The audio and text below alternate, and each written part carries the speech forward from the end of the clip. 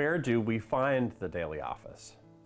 One of the blessings of the daily office is that it's a form of prayer that we can pray on our own. Of course, it's better if we can pray morning and evening prayer with others in our household or at our church, or perhaps with others online. But it is something we can pray on our own.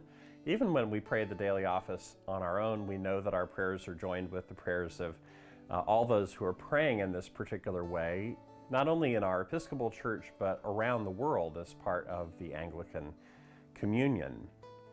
If we're interested in learning how to pray the daily office, we find it in, of course, our Book of Common Prayer. That's the most obvious place to look for the daily office. And we find in our prayer book several different options. We have daily morning prayer, Rite 1, daily morning prayer, Rite 2, and daily evening prayer, Rite 1 and Rite 2 as well.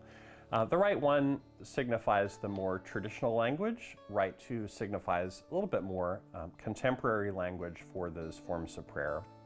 We also have noonday prayer in Compline, which we'll talk about perhaps in another video. But we're focused particularly in the daily office on morning and evening prayer.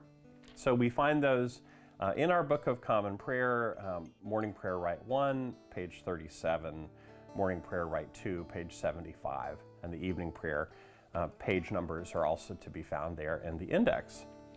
There's also something that I have really appreciated over many years. I have a book that is an office book that contains the readings for daily morning and evening prayer, as well as the prayers themselves, the offices of morning and evening prayer, all in one volume. So if you are really going to do this a lot, you may want to find a one-volume book that has the readings and the prayers too.